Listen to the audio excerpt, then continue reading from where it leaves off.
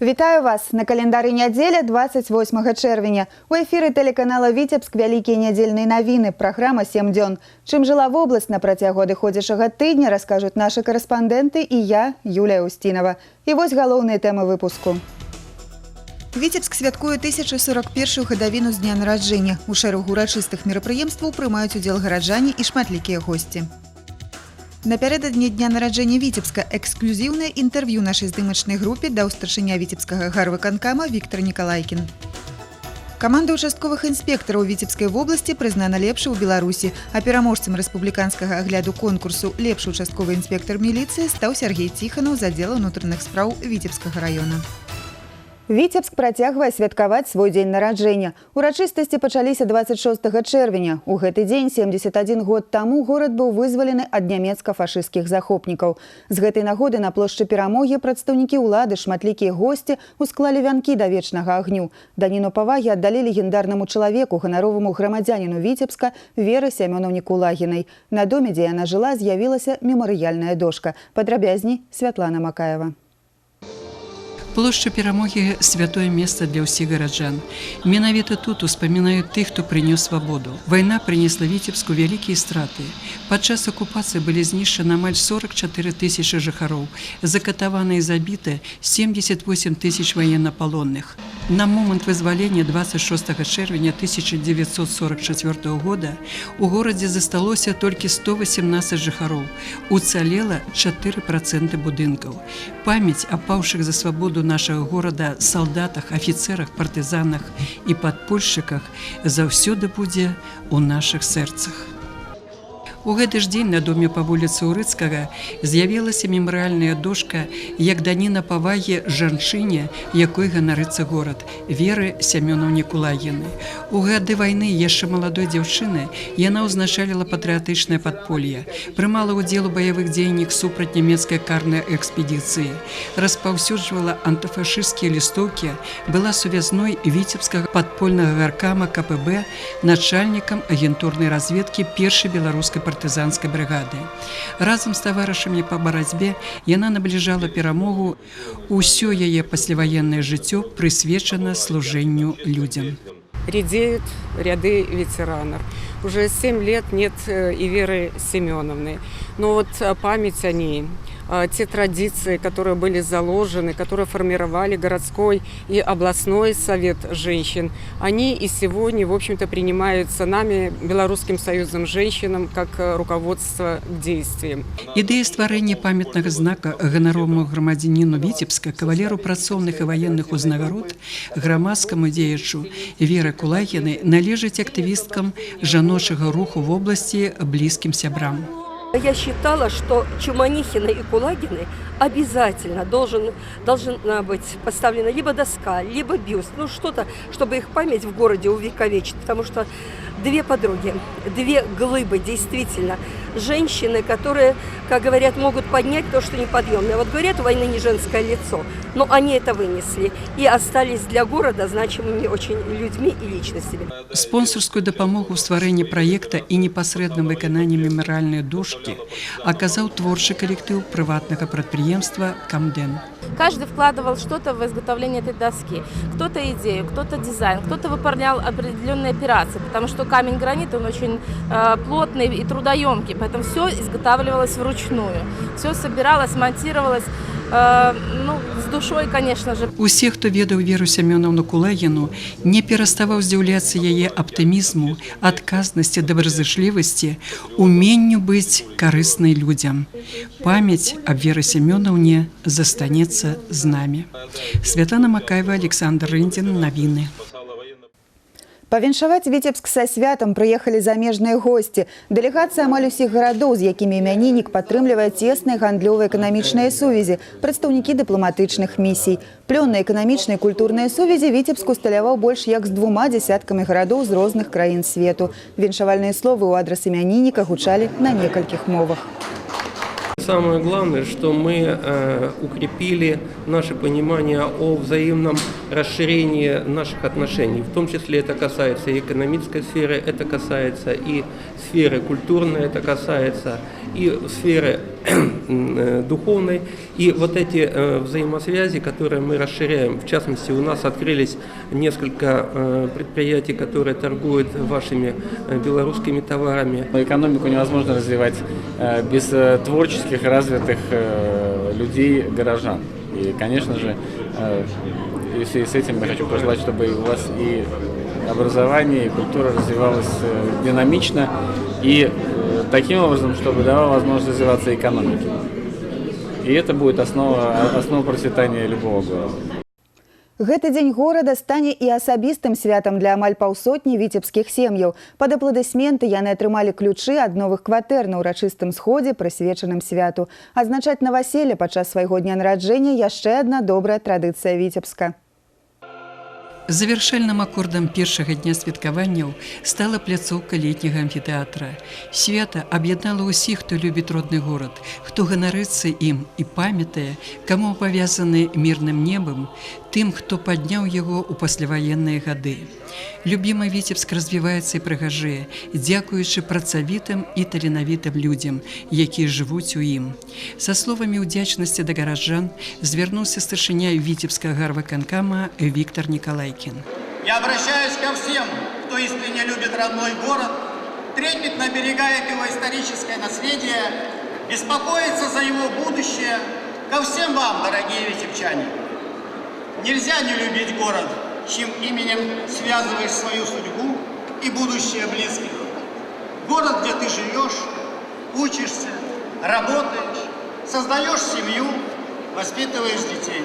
Прыемным момантам урачыстасцяў стала ўручэнне ключоў ад кватэр жыхарам горада, якія адселены са старых непрыгодных для жылля дамоў.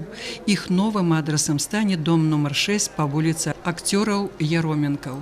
Сярод новасёлаў семья Кравцовых. Мы очень испытываем огромную радость, что получили новые ключи от квартиры. Благодарны президенту Республики Беларусь, Витебскому горосполкому, облсполкому. У нас сегодня очень большой праздник. Мы очень этого долго ждали. На свято горада сабраліся шматлікія госці з гарадоў пабрацімаў, партнёраў. Кожны прыезд, адзначаюць госці, здзіўляе іх тымі пераўтварэннямі, якія адбываюцца ў абласной сталіцы. Рукамі ні аднаго пакалення прыгажаў наш горад. Значны ўклад у яго развіццё зрабілі кіруючыя работнікі. Надо отдать благодарность всем, кто внес предложение о праздновании этого праздника. Город и люди этого заслуживают. Город у нас прекрасный и по ландшафту, и по озеленению, и по архитектурным ансамблям, и по памятным местам, историческим местам. Наверное, город очень интересный и любимый, и не только жителями нашего города, но и нашими гостями. Пасля ўрачыстай часткі вечара на сцэну выйшлі шматлікія аматарскія вакальныя і танцавальныя калектывы, творчыя студыі в обласці, а таксама расійскія артысты. Святлана Макаева, Кирилл Кайсберг, навіны Віцебск. Святочныя мерапрыемствы з нагоды Дня горада працягваюцца і сёння, а напярэдадні дня нараджэння Віцебска мы сустрэліся з яго кіраўніком. Эксклюзіўнае інтэрв'ю для праграмы «7 дзён» даў старшыня Віцебскага гарвыканкама Виктор Николайкин. Як Віцебск будзе будавацца і добраўпарадкоўвацца, як рэальны сектар эканомікі выходзіць з няпростай сітуацыі і пра што марыць мэр горада. Виктор Павлович, с каким настроением Витебск встречает свой день рождения? Наверное, день рождения в жизни как каждого человека, так и города, в том числе и города Витебска. Это знаменательное событие, и, наверное, к дню рождения все-таки каждый, как и человек, так и город готовится встретить его достойно. Поэтому и город тоже старался, жители старались, готовились к этому празднику. И, конечно же, встречаем с хорошим настроением, с определенными результатами положительными в работе экономики, и промышленности, и культуры. Поэтому я думаю, что мы достойно подошли к этой, пусть и не юбилейной, но все-таки дате, Дню города. Витебск – индустриальный центр с высоко развитой промышленностью, наукой и культурой. Но все-таки главную роль в жизнеобеспечении города играет, конечно же, промышленный комплекс. Как Конечно. сегодня, в наше такое не очень простое время, промышленный комплекс справляется?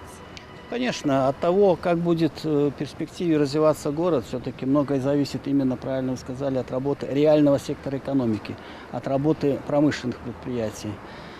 Надо отметить, и нечего здесь греха таить, конечно, сложно сегодня работу отдельным предприятиям. В условиях вот этой сильнейшей на внешних рынках конкуренции, которая сегодня востребует только хорошую, качественную, современную продукцию, которая отвечает требованиям покупателя. Не каждый сегодня готов производить такую продукцию. Конечно, этим сложно. Слабые уходят, приходят сильные. И когда вот открываются новые рынки сбыта, и тот, кто смог подготовиться к этим условиям, и кто сегодня, извините, не спит в шапку, а действительно работает над модернизацией продукции, над выпуском новой конкурентоспособной импортозамещающей продукции, те сегодня действительно на плаву и, наоборот, показывают результат хорошей работы. И они сегодня составляют, ну, так сказать, главную надежду городского бюджета на перспективу. И от них работы, а она действительно сегодня немало таких предприятий, которые сегодня показывают пример и формируется городской бюджет. Возьмите, например, Витебский маслоэкстракционный завод. В течение последних лет провел огромную модернизацию своей базы. Вот. И сегодня прекрасно работает и на внешних рынках, и на внутренних рынках. Возьмите Витебские ковры. Еще во времена прежних руководителей начался процесс обновления основных фондов, закупались новые станки. И несмотря на то, что предприятие работало вот даже 5, 4, 3 года назад хорошо, они все равно продолжали закупать и устанавливать новые автоматы, полуавтоматы. И сегодня они на плаву. И ряд других примеров. Возьмите дисплей, какая сегодня востребованная наука, емкая продукция сегодня выпускает. Мозги работают сегодня на этом предприятии очень высокого класса, и они сегодня участвуют не только в продукции, которую производят предприятия республики, но участвуют также в оборонной промышленности Российской Федерации и ряде других стран, и продукция сегодня востребована. Ну и ряд других я могу сегодня проводить примеры прекрасной, хорошей работы, за что спасибо сегодня и руководителям, и коллективу этих предприятий. Скажите, а новые промышленные предприятия появятся в Витебске? Конечно, они появлялись, появляются и будут появляться. Ну, такова жизнь. По-другому просто невозможно, потому что приходят новые инвесторы. Они сегодня за счет вложения своих инвестиций сегодня создают рабочие места в городе Витебске. Они сегодня формируют городской бюджет за счет отчисления налогов и так далее.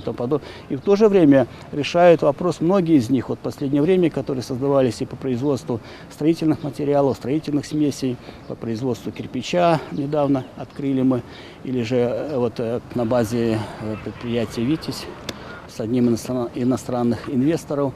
Я думаю, что к осени появится новое, хорошее, первый этап современное предприятие по выпуску торгового оборудования. Миллиарды инвестиций, десятки рабочих мест, плюс отчисление в бюджет.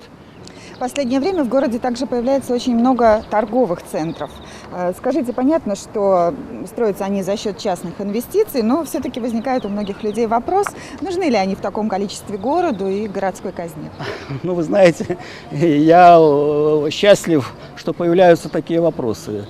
Я помню, может быть, и вы еще помните, когда задавали другие вопросы, что нет магазинов, что невозможно что-то купить, что очереди. Мы все это помним, вот, особенно старшее поколение. Слава богу, все это осталось позади.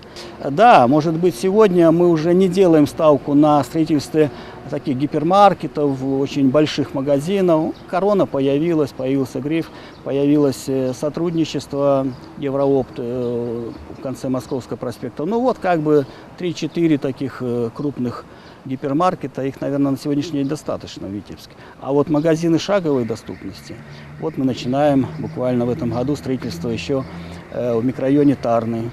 Это, в общем-то, не центр города, и там, наверное, будет востребовано. 2 инвестиционных договора предприятие Веста заключило и приступает к строительству в микрорайоне Билево 3. Там вообще еще нет магазинов, а город сегодня развивается. Вот эти моменты. Наш город заметно похорошел. Это отмечают и жители Витебска, и многочисленные гости. Кстати, Витебск входит в список городов, наиболее предпочитаемых российскими туристами.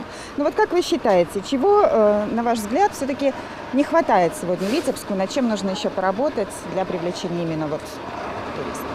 Много чего не хватает.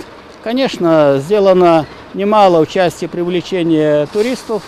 Это и благоустройство, особенно центральной части. Ну, видите, появились у нас уже вот Витьба приобрела такой вид, какой она была, вы, наверное, помните. И я помню, вот благодаря установке там 3 плотин уровень воды поднялся. Сегодня уже появилась зона отдыха там в районе проспекта Людникова на Витьбе. Появилась вот в центральной части, можно покататься на катамаранах, можно здесь просто побродить, погулять, отдохнуть, можно половить рыбу. Много рыбаков появилось и в течение вот городской черте. Вот. Это все прекрасно. Да, благоустроены скверы, парки, но, к сожалению, не до конца еще, не хватило у нас еще средств для того, чтобы полностью завершить благоустройство даже центральной части. Поэтому мы сегодня продолжаем эту работу, и вот этого не хватает. Посмотрите, ну даже взять Западную Двину. Да, вот Витьба в городской черте вот в этой части благоустроена, но, например, и возле Людникова, да, но парк Фрунзе сегодня пока еще как был, 30-40 лет вот тогда проводилось благоустройство этого нашего парка Фрунзе, так, к сожалению, на сегодняшний день ВОЗы ныне и там. Поэтому мы сегодня проектируем благоустройство с сохранением зеленой зоны, сохранением фонтана, сохранением вот того ландшафта, чтобы, ну, как бы, так сказать, и сохранить все то, что было, и придать современный вид этой зоне отдыха. Вот этого не хватает. Мы еще не до конца завершили работу по благоустройству, берегоукреплению Западной Двины, потому что даже вот между мостами, нашими мостом Блохина и Кировским мостом сегодня мы работаем, но, к сожалению, это такая трудоемкая работа по укреплению. Надо строить на века, чтобы не переделывать через 10-15 лет то, что мы построим и укрепим берега. Сделать город чистым и красивым невозможно все-таки без участия самих горожан, жителей города. Планируются ли какие-то программы по привлечению жителей города к благоустройству? Конечно, планируется, и мы стараемся привлечь население города. Ну, вы знаете, у нас уже стала традицией проводить не только республиканские, но и городские субботники. И спасибо, жители откликаются на эти наши начинания, на эти наши инициативы. И многие принимают участие в городских субботниках, ну и не только.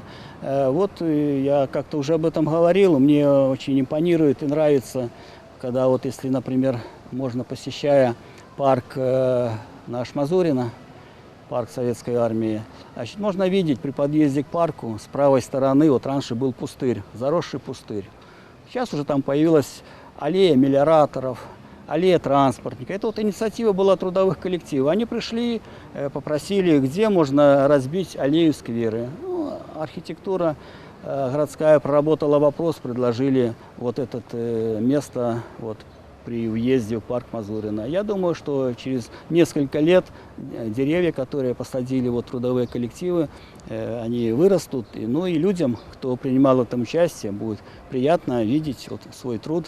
Вот это. Потом я уже говорил, что у нас очень, мне нравится, импонирует вот молодежь, волонтеры, которые периодически принимают участие в уборке парков, скверов в городской черте.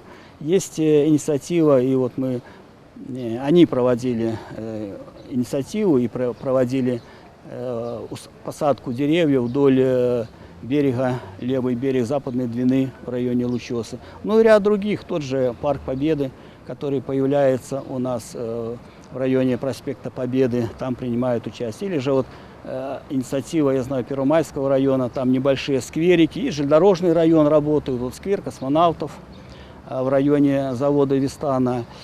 Первомайская, я знаю, район участвовал в ряде сквериков по улице Первой Пролетарской. То есть сегодня это востребовано. Ну, я счастлив, что вот эта инициатива, и это находит поддержку, такие инициативы у людей, и они сами принимают участие вот, в благоустройстве нашего города. За что им и спасибо огромное. Виктор Павлович, вы с Витебском уже четверть века, наверное, да, даже чуть больше. И уже 6 лет руководите городом. Что вас, как мэра, как руководителя города, сегодня огорчает, что радует и о чем вы мечтаете? Когда действительно город развивается, когда люди радостно сегодня могут праздновать, и в том числе День города, когда сегодня работают хорошо предприятия передовые, это, конечно, радует. Ну и самое главное то, что сегодня мирное, спокойное небо над нашей головой. И благодаря нашим ветеранам, участникам войны, они вот той победе, которую 70 лет назад свершили, победив фашизм, сегодня мы, может быть, еще до конца и не понимаем, вот, мы с вами уже, те, кто не видели войны, вот какое-то благо жить под мирным небом. Но, к сожалению, вы видите, что новейшая история показывает, что надо и порох держать сухим, и быть сплоченной нацией, и всегда стараться, так сказать, жить в мире и согласии с соседями и внутри страны. Вот когда мирное спокойствие, это радость не только моя, наверное, ваша. Ну, а огорчает, конечно, если сегодня, к сожалению, ряд предприятий, которые сегодня не в состоянии конкурировать вот в этом экономическом мире и внутри страны, и за рубежом, работают на склад или же вообще не работают, сокращенный рабочий день. Вот. Это, конечно, огорчает. Поэтому здесь надо сделать все возможное и невозможное, чтобы загрузить людей, чтобы работали предприятия, и тогда действительно будут счастливы люди. Ну и, соответственно, и председатель горисполкома будет счастлив, что каждый имеет возможность работать, каждый имеет возможность хорошо отдыхать, и тогда все хорошо, в том числе и у меня. Спасибо вам большое за то, что нашли для нас время и ответили Спасибо вам. на вопрос. Спасибо.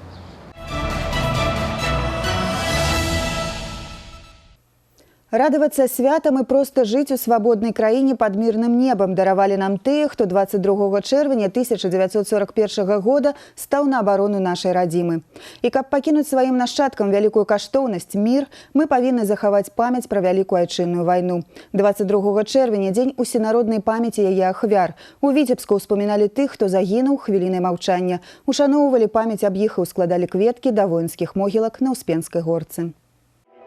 У дзень смутку па ўсёй краіне ушаноўваюць памяць ахвяр вайны. У Віцебску на Успенскай горцы 11 індывідуальных і брацкія могілкі. Тут пахаваны 3 героі Савецкага Саюза, сярод іх легендарны камандзір першай беларускай партызанскай брыгады Мінай Шмыроў. З першых дзён вайны Беларусь стала арэнай самых буйных бітваў. 4 года жестокой борьбы, крови, жертв привели нас к великой победе. В год ее 70-летия мы в полной мере осознаем: победа спасла нашу Родину от порабощения, освободила Европу, подарила нам, белорусам, подлинную независимость, возможность самого существования белорусского государства. Подвиг героев, спасших мир от рабства и нацизма, он бессмертен. Это нельзя забывать, это нужно помнить всегда. Самая крывавая вайна працягвалася 1418 дзён і начэй. Толькі ў Савецкім Саюзе яна забрала жыцці 27 мільёнаў чалавек. У вялікай айчынай загінуў кожны трэці беларус. Болем і смуткам страшэнная вайна адбілася ў кожнай сям'і.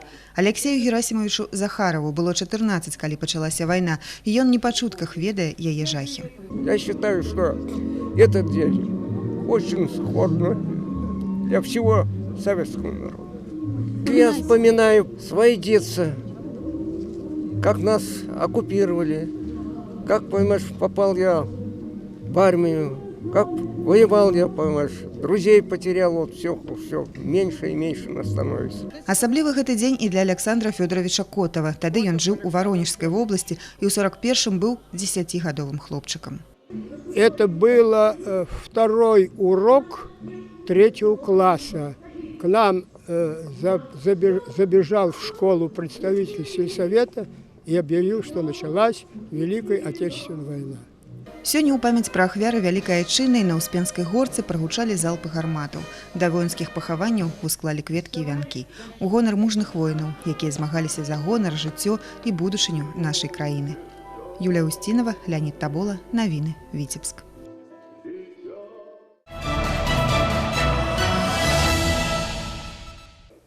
Інвестыцыйны фон у Беларусі зараз прывабны для замежных інвестараў, але зацікаўленасць рэгіёна ў Віцебскай вобласці для прыцягнення еўрапейскага капіталу мізэрная. Пра гэта ішла размова на пасяджэнні аблвыканкама, дзе разглядалася работа мясцовых улад па прыцягненні прамых інвестыцый і развіцці прадпрымальніцкай ініцыятывы. Тэму працягвае Сергей Мисурагин. Выступление наместника старшыні аблвыканкама Олега Мацкевича по пытаннях прыцягнення прамых замежных інвестыцый у эканоміку в области умоўна можна падзяліць на две часткі. Першая станоўчая. Маю на ўвазе умовы, якія створаны на Віцебшчыне для развіцця прадпрымальніцкай дзейнасці. І адным з дзейсных рычагоў па яе рэалізацыі з'яўляюцца цэнтры падтрымкі прадпрымальніцтва. В области действует 7 центров и 1 инкубатор малого предпринимательства «Закон и порядок», которые оказывают консультационные, информационные и услуги обучающего характера на этапе становления бизнеса. За 2013-2014 годы центрами оказано более 9 тысяч консультационных и информационных услуг, проведено 166 семинаров по развитию предпринимательской деятельности, на которых присутствовало порядка 6 тысяч человек. На площадях инкубатора размещено 105 предприятий, где работает более 600 человек. Між тым паказчыкі прыцягнення замежных інвестыцый у рэгіёны вобласці даволі слабыя. За першы квартал бягучага года яны складаюць амаль 33 мільёны долараў, але іх ільвіная частка прыходзіцца на некалькі раёнаў вобласці і горад Віцебск. У астатніх райцэнтрах інвестпраекты рэалізуюцца марудна, ці нават як улепілі іх не плануюць зусім. Жывуць тут з надзеяй на падтрымку з абласнога бюджэту. Такім чынам стаўку прыходзіцца рабіць на рэалізацыю буйных інвестпраектаў, якія павінны палепшыць сітуацыю. Это проект по строительству завода по производству металлического листа и белой жести в Миорском районе, развитие производственной базы Аршанского и ремонтного завода, организация производства древесных и торфяных пилет частными предприятиями Бризент Ресурс и Бризент Энерджи Центр в Шарковщинском, Глубокском и Левозинском районах, организация производства Новополоцким заводом технологических металлоконструкций, создание высокопроизводительных производств иностранных предприятий Дискосельский в Городовском районе. У сваю чаргу старшыня аблвыканкама Михаил Шарснёў акцэнтаваў увагу прысутных на падтрымцы і развіцці малога і сярэдняга бізнесу ў рэгіёнах. Нельга адштурхоўваць людзей, а наадварот, трэба дапамагаць у рэалізацыі перспектыўных ідэй. Если вы не мешаете, а люди работают самостоятельно, организуют деятельность, то у них повышается работа. А если бы еще власть всячески помогла, то, о чем мы договаривались изначально на форуме, которые проводили перспективы инноваций и инвестиций, мы речь вели о том, что создать зеленую улицу, дать полный карт-бланш для желающих в регионе развиваться. К сожалению, во многих районах этого не происходит. В каждом районе можно найти желающего построить некое небольшое производство. Он там осел, его там поле, его там дом, его дети. Почему не найти активных людей, не помочь им реализовать свои планы? Падводзячы вынікі, Мікалай Шарснёў прапанаваў старшыням РА і гарвыканкамаў у справе прыцягнення інвестыцый распрацаваць сістэмны падыход, займацца гэтай справай на пастаяннай аснове, а вынікі падводзяць на выязных пасяджэннях у рэгіёнах. Сергей Мисурагин, Сергей Котов, Навіны Віцебск. Талачын рыхтуецца да абласнога фестывалю кірмашу працаўнікоў вёскі «Дажынкі 2015». Амаль інспектарскую праверку сталіцы сёлетняга свята аграрыю правялі ўдзельнікі выязнога пасяджэння віцебскага аблвыканкама. Якую адзнаку атрымалі будаўнікі і мясцовая вертыкаль, што яшчэ трэба зрабіць, ведае Віктор Праліч. Першае, што кідаецца ў вочы, заехаўшы ў горад над невялікай ракой Друцю, размах работ па рэканструкцыі. Талачин зараз больш нагадвае адну вялікую будаўнічую пляцоўку. Ад прыдваровых тэрыторый да цэнтра будучай сталіцы дажынак. Прасачыць за ходам падрыхтоўчых работ прыехала і кіраўніцтва вобласці на чале з губернатарам Мікалаем Шарснёвым. З 90 запланаваных пад рэканструкцыю аб'ектаў у полі зроку дзясятак галоўных: установы адукацыі, аховы здароўя, гандлю, капітальны рамонт жилых домов. Адметна, што некаторыя аб'екты ўжо здадзены. Благоустройство центральных улиц, это улица Энгельса, Ленина, Володарского и Дзержинского. По благоустройству улиц Энгельса работы завершены. Сейчас активно ведутся на 3 остальных улицах. Завершены работы по модернизации водопровода методом горизонтального бурения по улице Ленина. Значит, освоено 2,6 миллиарда рублей. Кіраўніцтва рэгіёна доўга не затрымліваецца каля аб'ектаў. Няўзброеным вокам бачна, што работы кіпяць. Словы Мікалая Шарснёва гучаць хутчэй як рэкамендацыі. Спешить не надо, нам надо качество. Я ему говорю, торопиться не надо. Будаўнікі працуюць як для сябе, і адставання ад графіку і аўралу ў работах няма. Готовность очень высокая. Я говорю, что мы уже будем готовы в августе большинство объектов сдать. На сегодняшний день освоено порядка 40 миллиардов рублей. В основном это деньги, которые мы заложили в районный бюджет и областной бюджет. Гараджане, якія ўжо з ранняй вясны жывуць у такіх абставінах, незадаволенасці не выказваюць. Талачынцы з разуменнем адносяцца да такіх метамарфоз. Вот реконструкция парка, по-видимому, будет очень красиво там. Все нужно, это благоустройство нашего города, согласитесь. Все будет намного лучше, красивее, удобнее. По сравнению с тем, что было, по крайней мере, это будет удобнее ходить и взрослым, и детям. Дарэчы, адзін з найбольш чаканых гараджанамі аб'ектаў сквер у цэнтры. Гэта якраз адна з галоўных будаўнічых пляцовак, гатоўнасць якой ацэньваецца ў 50%.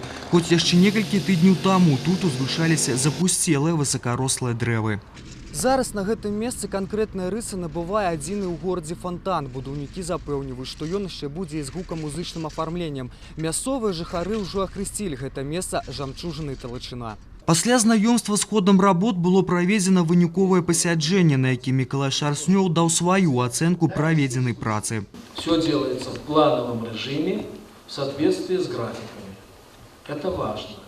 И многие объекты идут к завершению гораздо раньше времени запланированного. Значит, мы сможем где-то еще что-то подшлифовать, и, возможно, какие-то дворовые территории зацепить, возможно, какие-то объекты, которые не были изначально запланированы. Поэтому, как бы что кто ни говорил, все, что делается, делается для народа, делается для жителей города Талочин. Віктор Праліч, Александр Прыстаўка, навіны Талачынскі раён. Прэзідэнт Беларусі на гэтым тыдні прыняў шэраг кадравых рашэнняў. У прыватнасці кіраўнік дзяржавы даў згоду на прызначэнне намеснікам старшыні віцебскага аблвыканкама Уладзіміра Белавуса, старшынёй гарадоцкага райвыканкама Пятра Карабача. До конца бягучага года ў Віцебскай вобласці плануецца поўнасцю ўзнавіць пагалоўе свіней і давесці гэты паказчык да 290 тысяч галоў.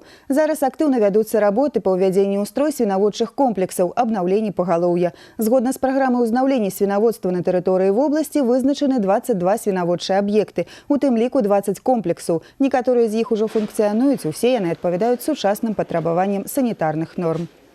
Большие деньги были уложены на реконструкцию свиноводческих комплексов. Частично введена новые эти самые мощности по именно вентиляции, по кормлению животных, поэтому привесы мы добавляем. Ну, конечно, 620 грамм поставлена высокая планка, поэтому 570, я думаю, мы по этому месяцу должны получить по свиноводству.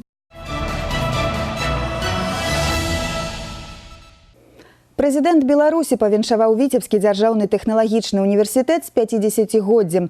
Дасягненні калектыву выпускнікоў універсітэта вядомы не толькі ў Беларусі, але і далёка за яе межамі. Распрацоўкі вучоных паспяхова ўкараняюцца ў вытворчасць, а ўдзел у рабоце па аднаўленні тэхналогіі слуцкіх паясоў спрыяў захаванню і памнажэнню нацыянальных традыцый, гаворыцца ў віншаванні.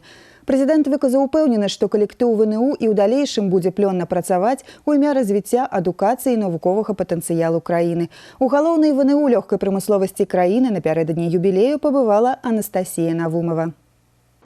За 50 гадоў свайго існавання ВНУ падрыхтавала больш за 36 тысяч спецыялістаў. Учарашнія выпускнікі – гэта сённяшнія кіраўнікі рознага ўзроўню, навукоўцы і выкладчыкі. Калектыў установы налічвае больш за 800 чалавек. Сярод выкладчыкаў ВДТУ – дактары навук, прафесары, члены Саюза мастакоў і дызайнераў Рэспублікі Беларусь. Сёння тэхналагічны універсітэт прапануе падрыхтоўку па мноству прафесій. Новыя спецыяльнасці уводзяцца з улікам патрэб рынку працы.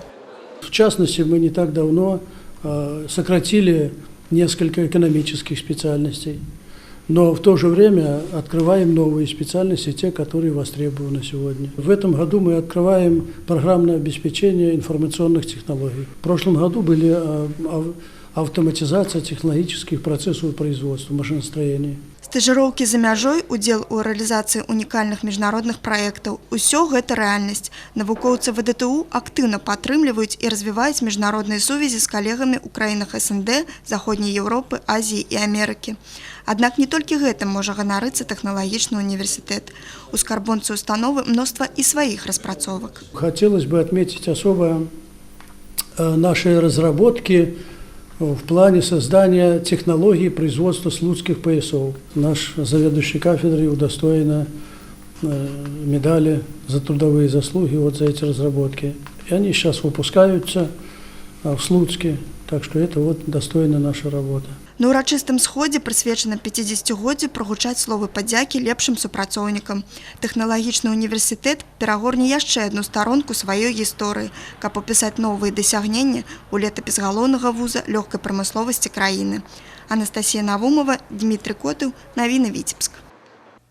Свой юбілей на гэтым тыдні святкавала і кафедра дызайну тэхналагічнага універсітэта. Яна была заснавана 40 год таму. У гонар 2 юбілеяў кафедра дызайну падрыхтавала выставу работ сваіх выкладчыкаў. Многія з іх з'яўляюцца членамі Беларускага саюза дызайнераў і саюза мастакоў. Яны вядомыя не толькі ў рэспубліцы, але і далёка за яе межамі – у Германіі, Польшчы, Францыі. Першы набор у далёкім 1975-м на спецыяльнасць мастацкае праектаванне вырабаў тэкстыльнай і лёгкай прамысловасці склаў усяго 10 студэнтаў, а веды і ўменні ім давалі 8 выкладчыкаў.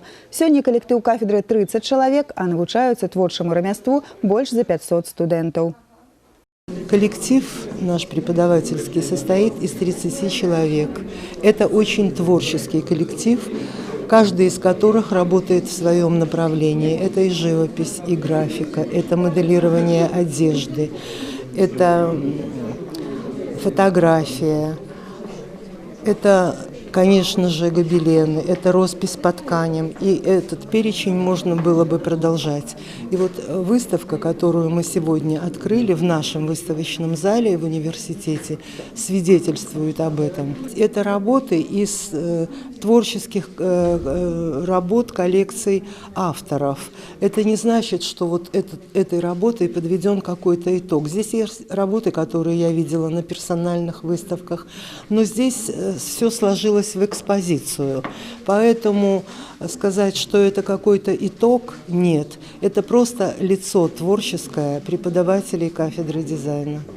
Акрамя выдатных выкладчыкаў на кафедры дызайну навучаюцца і шмат адораных студэнтаў. Штогод яны становяцца пераможцамі, лаўрэатамі многіх рэспубліканскіх і міжнародных творчых конкурсаў. А вось у адной са старэйшых ВНУ Беларусі, Віцебскім дзяржаўным медыцынскім універсітэце, адбыўся ўжо 52-гі выпуск правізараў фармацэўтычнага факультэта. Больш за 200 нядаўніх студэнтаў атрымалі дыпломы спецыялістаў. Сведкай урачыстай падзеі была Святлана Макаева. Апошнія фотаздымкі з сябрамі на памяць. За 5 год вучобы яны сталі адзінай сям'ёй, аднадумцамі. Універсітэт даў прафесійныя веды, навыкі. Цяпер усё гэта неабходна прымяніць на практыцы. Это большие возможности. Это можно работать и в производстве, и в аптеке. Можно быть представителем фирмы. Со знанием иностранного языка весь мир тебе открыт. Поэтому я очень благодарю университет. 5 лет пролетели как один миг, но на этом пути было много всего интересного. Мы приобрели огромный багаж знаний, познакомились с новыми людьми. Многие из них нашли свои вторые половинки. Ілля Купрыкаў размеркаваны ў Мінск, будзе працаваць у сталічнай аптэцы. Такие двойственные чувства. на самом деле и радость, и такая чуть-чуть и горечь того, что покидаю вот этот родной город, уже стал за 5 лет родным городом. Я буду навещать своих друзей, их стало много за время учебы. Конечно же, мы будем встречаться и в Минске, и в Витебске. Гэты выпуск фармацэўтаў заваяваў шмат перамог у рэспубліканскіх міжнародных конкурсах и олимпиадах. Мы приняли участие, команда под руководством Вики Старовойтовой в Санкт-Петербурге на Всероссийской фармацевтической олимпиаде. Из 24 команд мы заняли 2 место. И за всю историю факультета это самая высокая ступенька. З традыцыйнай клятвы Гіппакрата і клятвы правізара пачаўся ўрачысты савет універсітэта. За ўсю гісторыю фармацэўтычнага факультэта гэта самы вялікі выпуск – 242 выпускнікі, з іх 208 дзяўчыны. А першы набор на гэты факультэт адбыўся ў 1959 годзе. Тады было толькі 100 студэнтаў. На працягу многіх год фармфакультэт рыхтаваў кадры для ўсяго Савецкага Саюза. Сёння спецыялісты зоймы сваё месца ў фармацэўтычнай галіне, якая актыўна развіваецца ў краіне. Работа провизора – это в определенной степени непосредственное общение с пациентами. Иногда они первые узнают о их недомоганиях, о их жалобах, поэтому приходится и клиническое мышление развивать, и по работе провизора формируется общественное мнение вообще о здравоохранении, ее этике, корректности, ее квалификации. На гэтым тыдні адбудзецца і 73-й выпуск урачоў. Дыпломы атрымаюць 552 студэнты. Святлана Макаева, Сергей Котаў, Навіны Віцебск.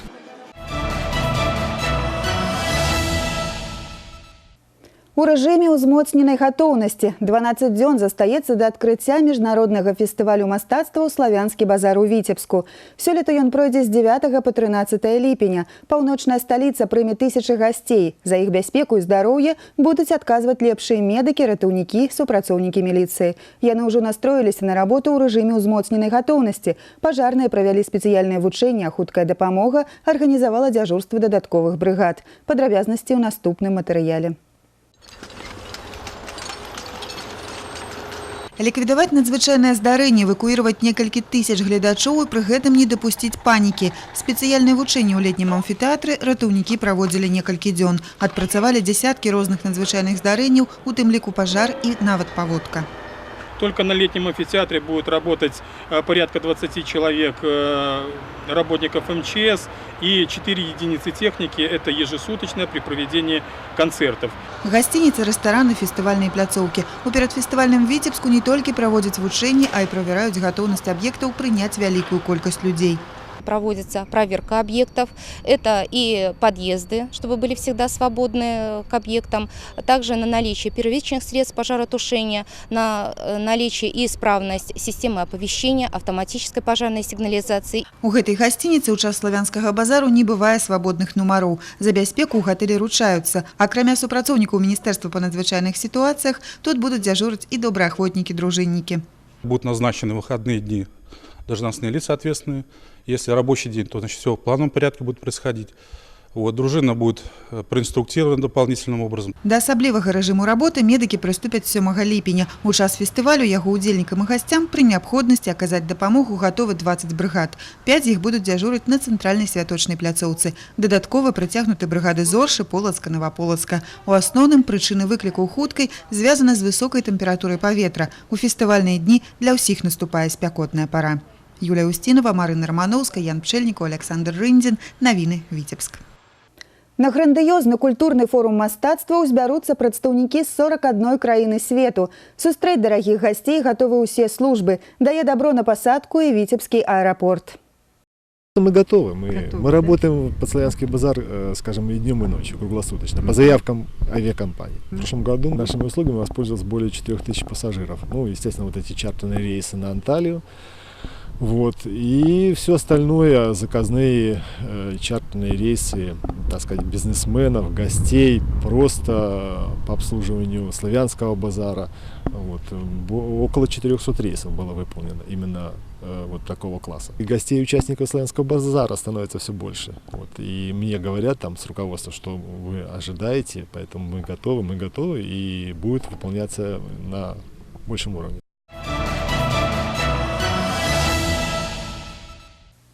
Віцебшчына заўжды рада гасцям, але не тым, хто парушае законы гасціннасці. Федэральная міграцыйная служба Расійскай Федэрацыі разам з беларускімі калегамі правядуць прафілактычныя мерапрыемствы па выяўленні асоб, якія незаконна ўязджаюць на тэрыторыю нашых краін, карыстаючыся дзеяннем бязвізавага рэжыму паміж нашымі дзяржавамі. З такой прапановай выступілі расіяне на сумеснай сустрэчы, якая праходзіць у гэтыя дні ў Віцебску. Акрамя гэтага, прадстаўнікі міграцыйных службаў падвялі вынікі сумеснай работы і намецілі планы взаимодействия на ближайшую перспективу. Уже действует заключенное ранее соглашение о реадмиссии с Российской Федерацией, которое, по сути, создало своего рода правовой механизм, в рамках которого мы имеем возможность цивилизованно противодействовать незаконной миграции и возвращать, так сказать, задерживаемых незаконных мигрантов на территорию государства, с территории, которой они к нам прибывают. Ну и также мы, конечно же, сегодня обсудим те проблемы, которые возникают у нас в практической деятельности. Ну и, конечно же, попытаемся принять определенные решения по их урегулированию. Белорусскими коллегами очень хорошо налажена профилактическая работа и работа с населением в приграничных районах. Мы также в последнее время этому направлению работы уделяем значительное внимание, и надо сказать, что это приносит свои положительные результаты. В последние годы в 3 раза мы выявляем меньшее количество нелегальных мигрантов, которые пытаются въехать на территорию Российской Федерации через Республику Беларусь. Віцябляне не атрымліваюць дакладнай інфармацыі пра долевае будаўніцтва жылля. Вінаваты забудоўшчыкі і выканкамы, лічыць пракуратура. Па заканадаўстве людзі, якія жадаюць купіць кватэру ў новабудоўлі, маюць права валодаць поўнай інфармацыяй у сферы долевага будаўніцтва. Яе павінны размяшчаць у сродках масавай інфармацыі альбо на інфармацыйных стэндах выканаўчых і распарадчых органаў. Падчас пракурорскіх праверак было ўстаноўлена, што поўнай звесткі ў гэтай сферы грамадзяне не атрымліваюць. На сённяшні дзень долевае будаўніцтва з прыцягненнем сродкаў грамадзян ажыццяўляецца ў Віцебску, Новаполацку, Бешанковіцкім, Витебским, Докшацким, Аршанским и Чашницким районах. Выявленные нарушения заключались в том, что на интернет-сайтах исполкомов не было необходимых сведений о организациях, которые осуществляют это строительство, не указывались сведения о том, в строительстве каких объектов принимали участие застройщики, о том, в какие сроки осуществлялось это строительство. Не всегда указывались сведения о цене квадратного метра жилья и другие необходимые сведения. Подобные нарушения законодательства выявлены в городе Витебске, городе Новополоцке, Чашникском, Аршанском, Глубокском и других районах. По результатам проверочных мероприятий приняты меры прокурорского реагирования. Дарэчы, на Віцебшчыне за 5 месяцаў гэтага года інвестыцыі ў будаўніцтва жылля зменшыліся ў параўнанні са студзенем-маем мінулага года. Як вынік, у эксплуатацыю ўвялі 104 тысячы квадратных метраў жылля. Гэта 87% да ўзроўню студзеня-мая мінулага года. Ну а тыя, хто мае сваю кватэру і жыве ў шматкватэрным доме, цяпер будуць за асабістыя сродкі рамантаваць пад'езды. Уступіла ў сілу пастанова Міністэрства жыллёва-камунальнай гаспадаркі аб устанаўленні пералікаў відаў работ па бягучым рамонце жыллёвага фонду і парадку пакрыцця фактычных затрат на бягучы рамонт жыллёвага фонду. У гэты спіс увайшлі і месцы агульнага карыстання. Сёння на балансе абласнога ўправлення жыллёва-камунальнай гаспадаркі 2700 пад'ездаў. У 150 рамонт ужо зроблены. Па тых пад'ездах, якія патрабуюць работы, састаўлена каштарысная дакументацыя. У сярэднім рамонт кватэры наймальнікам абыдзецца ад 500 до 1 миллиона 300 тысяч рублёў. Тот механизм, когда люди сами занимаются ремонтом, финансируют, позволит сберечь в дальнейшем вот то имущество. И я считаю, что подъезды будут эксплуатироваться надлежащим образом. То есть, кто там проживает? Конечно, наши граждане, наши дети. То есть, если мы сами будем за это платить, соответственно, будет отдача в сроках эксплуатации конкретного имущества. Все зависит от желания людей. Можно сделать в идеальном состоянии, можно сделать текущий ремонт, просто простейший. Мы, так сказать, не насаждаем извините за такое слово, как бы какой-то ремонт. Ну, что люди захотят, то и делаем. Но делается для того, чтобы был нормальный порядок в подъезде. Добра было б яшчэ лавіць і застаўляць наводзіць парадак тых, хто размалёўвае нашы пад'езды і ператварае іх у сметнікі. А вось бацькоў, якія адпускаюць гуляць сваіх непаўналетніх дзяцей адных на вуліцу позна ўвечары, у Віцебску ўжо пачалі прыцягваць да адказнасці. «Клопат» – так называецца рэспубліканская міжведамасная праграма, накіраваная на папярэджанне падлеткавай злачыннасці ў вячэрні і начны час. Несуцяшальная статыстыка лета мінулага года сведчыць пра тое, што большасць злачынстваў з удзелам падлеткаў здзейснена ў вячэрні час. Каб папярэдзіць такія правапарушэнні, праваахоўныя органы арганізавалі працу рэйдавых груп. Па законе Рэспублікі Беларусь падлеткам да 16 гадоў забаронена знаходзіцца на вуліцы без суправаджэння дарослых з 23:00 до 6 гадзін раніцы. В случае невыполнения этих требований за необеспечение сопровождения подростка данной возрастной категории вне жилища в указанное время родители подлежат ответственности по статье 17.13 Кодекса Республики Беларусь об административных правонарушениях. В первый раз это от предупреждения до штрафа в размере 2 базовых величины. При повторном нарушении уже от 2 до 5 базовых величин штраф соответственно. На сегодня могу сказать, что вот с 19 числа начались эти мероприятия, с 20 числа уже пошли рейды именно по городу. Задержано более 80 подростков. В отношении 55 родителей уже начат административный процесс по статьям 17.13 за необеспечение сопровождения в ночное время вне жилища и статьям 9.4 Кодекса административных правонарушений за невыполнение обязанностей по воспитанию ребенка, повлекшее совершение подростком правонарушения до достижения возраста, с которого наступает ответственность. Каманда участковых інспектараў Віцебскай вобласці прызнана лепшай у Беларусі, а пераможцам рэспубліканскага агляду конкурсу «Лепшы участковы інспектар міліцыі» стаў Сергей Тиханов з аддзела ўнутраных спраў Віцебскага района. Як нясе службу наш Аніскін, даведаўся Сергей Місурагін. Рабочий день майора милиции Сергея Тихонова пачынаецца ў 8 гадзін раніцы, але ў кабінеце ён з'яўляецца значна раней. Трэба прагледзець десяткі дакументаў са зваротамі грамадзян і зрабіць шмат званкоў, каб атрымаць неабходную інфармацыю і узгадніць план работы. Але часцей за ўсё з працоўнага месца яго зрывае чарговы крых душы, просьба аб дапамозе ў няпростай ситуации. Да, слушаю. Ну да, у меня это помечено, вызов. Мне уже звонили. Выезжаю, скоро там буду. За перамогу ў рэспубліканскім конкурсе участковаму ўручылі ключы ад новага аўтамабіля, але пакуль на свой участак ён дабіраецца на старым аўто. На конкурсе вручили ключи от новой машины. А пока еще и не дали, ждем, готовимся. Но пока ездим на автомобиле, который выиграл в 2011 году мой напарник Невдах Михаил Михайлович. С 2005 года мы постоянно работаем вместе, постоянно в паре, постоянно выполняем одни и те же задачи. Один одному поддерживает, помогаем, один одному. Стремимся показать, на что мы можем, стараемся сделать лучшие показатели. Тым часам 4 кіламетры да аграгарадка Октябрьскі, дзе нясе службу Сергей Тихонов, мы пераадолелі за некалькі хвілін. Тут пражываюць 3500 жыхароў, а ў летні перыяд колькасць насельніцтва павялічваецца ўдвая, бо побач знаходзяцца дачныя участкі. Нагрузка на участковага таксама ўзрастае ў некалькі разоў, а вось што дапамагае ў рабоце. Он старается более справедливо подходить к людям. Вот он здесь родился, он здесь живет, то есть он знает этих людей.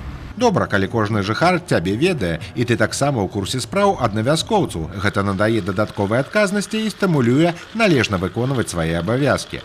Работа участкового, она и так сама по себе, с одной стороны, очень интересная, с другой стороны, на самом деле, она очень сложная. Не зря говорят, что участковый инспектор – это как универсальный солдат, потому что служба участкового инспектора, она охватывает деятельность всех служб Витебского, РОВД, всей как бы милиции. Зачастую участковый инспектор первым приходит на эти даже семейные скандалы, на пьяные драки, на правонарушения, административные правонарушения, на преступления. Праўдзівасць гэтых слоў нам пацвердзілі жыхары аграгарадка і калегі Сергея Тихонова. Сціплы, адказны, надзейны, нікому не адмаўляе і пры любым звароце акажа дапамогу. Он очень отзывчивый. По первому зову придет на помощь, не говоря уже там в любое время, выходные, ночью, поздно, утром рано. Сергей Валерьевич отличает профессиональное отношение к делу, всегда поможет, всегда подставит плечо, пользуется заслуженным авторитетом среди коллег и у населения на обслуживаемом административном участке. Да гэтай перамогі Сергей Тихонов ішоў 3 гады. Двойчы ён займаў 3-е месца, але толькі сапраўдны прафесіянал сваёй справы можа дабіцца жадаемага. Сергей Місурагін, Ян Пшэльнікаў, навіны Віцебск.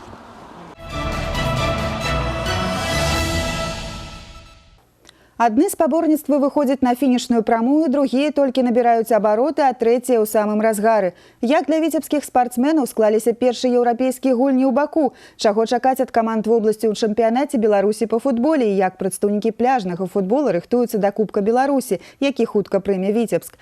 Пра гэта і не толькі даведаемся ў майго калегі Сергея Мисурагіна. Прывітанне! Вітаю цябе, Юлія. Зараз уже можна падвесці вынікі выступленняў віцебскіх спартсменаў на першых еўрапейскіх гульнях у Азербайджане. Нашы землякі прынеслі ў скарбонку зборнай Беларусі 4 ўзнагароды рознай вартасці. Ураджэнец Лепельшчыны Сцяпан Папоў заваяваў золата ў паядынках самбістаў. Уладзіслаў Ганчароў стаў сярэбраным прызёрам у індывідуальных скачках на батуце і разам з Мікалаем Казаком выйграў срэбра ў сінхронных скачках. Таксама бронзавая ўзнагарода на рахунку Ганны Гарчанок у індывідуальных выступленнях сярод жанчын. А зараз да іншых тэм. А зараз завернемся да чэмпіянату Беларусі па футболе. Нацыянальны розыгрыш плаўна рухаецца да свайго экватара. За гэты час Новаполацкі «Нафтан» замацаваўся ў верхняй частцы турнірнай табліцы, а Віцебск шчыльна засеў унізе. 4 ліпеня каманда абласнога цэнтра на сваім поле прыме футбольны клуб «Мінск». Сапернік, як кажуць, па зубах для нашых землякоў, а там у родных стенах абавязкова трэба браць 3 ачкі, інакш зону вылету з вышэйшай лігі не пакінеш. А 5 ліпеня ў бой уступіць «Нафтан». У Новаполацку ён прыме аднаго з аўтсайдераў у розыгрышу «Торпеда Белаз». Але гэта мала аб чым кажа. Ад саперніка можна чакаць любога сюрпрызу. А таму новапалачанам, каб дасягнуць станоўчага выніку, патрэбна поўная канцэнтрацыя. А зараз да футбола пляжнага. 4 і 5 ліпеня на пляцоўцы ў поеме Віцьба пройдзе 3-й тур чэмпіяната Беларусі па пляжным футболе. Нагадаю, што ў розыгрышы прымаюць удзел 8 каманд. Прадстаўнік нашай вобласці «Відгазэнерга» замацаваўся на другім радку турнірнай табліцы. Мінімальная задача для нашых землякоў захаваць за сабой прызавое месца. Адначасова гэты тур стане для удзельнікаў генеральнай рэпетыцыі напярэдадні Кубка Беларусі. Яго таксама прыме абласны цэнтр 11 і 12 ліпеня. А на выхадных 4 і 5 ліпеня Віцебскі гарадскі фізкультурна-спартыўны клуб на пляцоўцы гімназіі нумар 8 правядзе сустрэчы аматарскай лігі па міні-футболе. Таксама аналагічны турнір толькі па валейболе прыме 29-я школа абласнога цэнтра. А мясцовыя велакрасмены ў гэты час прадэманструюць свае здольнасці ў Барысаве, дзе пройдуць рэспубліканскія спаборніцтвы велараллі «Белая Русь 2015». І гэта, Юлія, была апошняя інфармацыя. Развітваюся з табой. Дзякуй, Сергей. Напярэдадні свята Дня горада Віцебск атрымаў цудоўны падарунак ад юных мастакоў, якія прыехалі сюды з Беларусі, Расіі і нават Казахстана на пленэр пад назвай «Віцебск. Горад Марка Шагала». Больш за 100 хлопчыкаў і дзяўчынак спачатку наведалі гарадскія музеі і сядзібу Іллі Рэпіна з Драўнёва. Затым маладыя таленты прынялі ўдзел у конкурсе пленэры, які ўжо 12-й год запар праводзіцца ў родным горадзе Шагала. Усе работы, якія стварылі навучэнцы школ мастацтваў з Масквы, Тольятти, Жалезнагорска, Цемертау і Бабруйска, зараз экспануюцца ў выставачнай зале Центра эстэтычнага выхавання «Маладзік».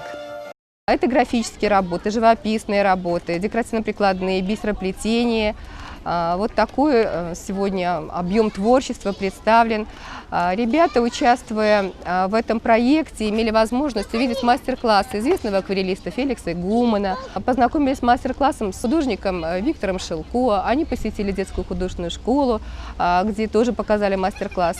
Я думаю, что это своеобразный подарок городу Витебску в канун нашего празднования Дня города Витебска. Рабіце падарункі і дарыце прыемныя хвіліны сваім блізкім. Убачымся ў інфармацыйнай праграме «7 дзён» у наступную нядзелю на тэлеканале «Віцебск». А на развітанне прыгожыя кадры са святкавання Дня нараджэння горада.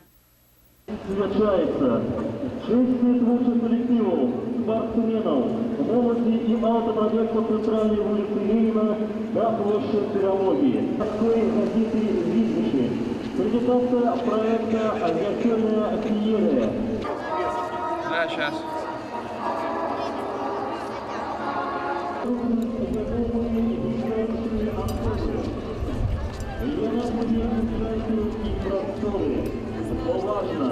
годно и довольно. Порой счастливой истории